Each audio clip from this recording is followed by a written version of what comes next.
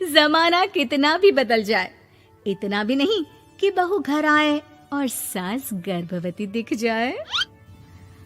देखो मीरा, माँ का पूरा ख्याल रखना है, उनसे अब काम नहीं होता है। क्यों, क्या हो गया है? तुम्हारी माँ तो हट्टी कट्टी दिख रही है, पूरी शादी में घोड़ी की तरह नाची है, अब क्यों काम नहीं होता उनसे? वो माँ प्रेग्नेंट है ना, बच्चा होने वाला है। मैं कभी भी भाई बन जाऊंगा इस साल के अंत तक। क्या बोल रहे हो? वो सर पर हाथ रखकर बैठ जाती है। यार पहले क्यों नहीं बताया? कैसा मजाक है ये? झूठ बोल रहे हो ना? हाँ, झूठ बोल रहे हो ना? तभी ससुर की आवाज आती है। बहू, पानी गरम कर दे, तेरी सास को दवाई देनी है। समय पर दवाई ना दी तो परेशानी हो जाएगी। और हाँ, जरा काजू पीस कर दूध में मिलाकर ले आना। तेरी सास खुद से तो अपनी संभाल करेगी नहीं। हे भगवान, ये मैं क्या सुन रही हूँ? ये ससुर जी को क्या हो गया है? मैं क्या सोच कर आई थी? हाय रे, मैं तो किसी को मुंह भी नहीं दिखा पाऊंगी। अब ये रोना धोना बाद में करना, पहले गर्म पानी कर दो, माँ को दवाई देनी होगी। और हाँ, रात को माँ के पैरों में तेल लगा देना। बहू को गुस्सा आ जाता है, वो बड़बड़ करती किचन में जाती है जहाँ उसका ससुर खड़ा होता है। एक बड़ी जिम्मेदारी है हम सबके सर ऊपर। इस उम्र में माँ बनना खतरे से खाली नहीं होता। हाँ हाँ पता है, तो क्यों बन गई माँ? अरे खतरे से कम नहीं है तो क्या जरूरत थी लल्ला पैदा करने की? कैसी बात कर रही हो बहू? क्या तुम खुश नहीं कि घर में एक नया मेहमान आएगा, छोटे छोटे पैरों से पूरे घर में घूमेगा? पिताजी, ये हाथ जोड़े आपके, आप यहाँ से जाओ। ये शायरी बाद में बताना, अभी मैं पानी गरम करके थर्मस में दे देती हूँ। सारा दिन पिलाते रहो गरम पानी। और हाँ, ये बच्चे की बात बार बार मुझसे कोई नहीं करेगा। बहू का पारा अब चढ़ा ही रहता था। वो काम तो सारा करती, लेकिन किलस किलस कर। मीरा सारे काम से फुर्सत पाकर बैठी होती है कि माँ का फोन आ जाता है। बेटा, बहुत बड़ी जिम्मेदारी है तेरे सर पर, अच्छे से निभाना। ससुराल में हर किसी को खुश रखना वैसे तो मुश्किल है, लेकिन भगवान ही हिम्मत देता है बहू को हर कुछ सहकर सबको खुश रखने की। क्या बड़बड़ किए जा रही हो माँ? जानती भी हो कि यहाँ क्या चल रहा है? मेरी सास, अरे तेरी सास तो देवी है देवी। कितने खुश हो रहे थे सारे तेरी सूरत देख देख कर। पता नहीं जैसे बहू नहीं कोई मन मांगी मुराद मिल गई हो उन लोगों को। अरे बात तो पूरी सुनो। मन मांगी बुरा तो पूरी हुई है।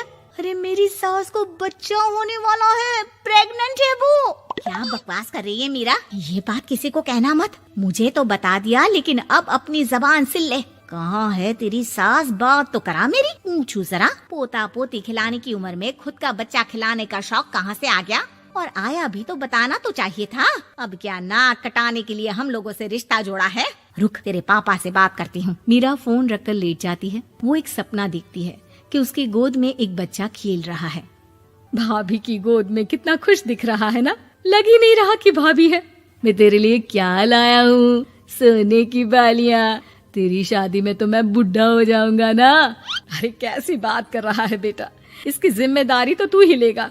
हम लोगों का तो कोई भरोसा नहीं, कब ऊपर वाला उठा ले। बहू को सास को देख देख कर गुस्सा आ रहा था। तभी वहाँ पड़ोसन आ जाती है। अरे बहू, तुझसे तो पूछने से भी डर लगता है कि कब खुशखबरी सुना रही है। अब तो अपनी 1 महीने की ननद की ही जिम्मेदारी संभाल ले, बहुत है। अपने जेवर भी रख देना और पैसे भी जमा करना शुरू कर दे। वो बात आगे बढ़ाती उससे पहले ही बहू जोर से चिल्लाकर उठ जाती है। नहीं नहीं नहीं नहीं, मैं अपने जेवर किसी को नहीं दूंगी। अरे कौन ले रहा है तुम्हारे जेवर? तुम औरतें भी ना सपने में भी जेवर ही संभालती रहती हो। मैंने जो सपना देखा है ना, सुनोगे तो होश उड़ जाएंगे। अच्छा, तुम अपना सपना बाद में बताना, पहले मेरा सुनो। कल मैंने इतना अच्छा सपना देखा, इतना अच्छा सपना देखा कि अगर वो पूरा हो जाता है ना तो मैं तुम्हारे लिए रानी हार बनवा दूंगा। बहू अब सारे गम भूलकर पति का सपना सुनने में लग जाती है। अरे क्या सपना था, बताइए ना। बोलिए भी तो, क्या सपना है? मैं पूरा कर दूंगी अगर बात रानी हार की है तो। बोलिए बोलिए।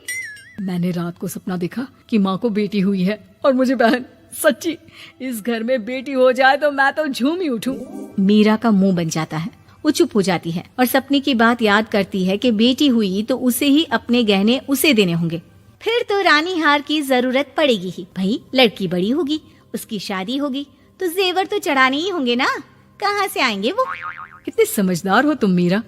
मैंने भी यही सोचकर तुम्हारे लिए रानी हार लेने का सोचा था। अरे फूटी किस्मत मेरी जो ऐसा परिवार मिला। मेरे पापा की तो मैं अभी क्लास लगाती हूँ, जो सब जानते हुए भी ऐसे परिवार में मेरी शादी कर दी।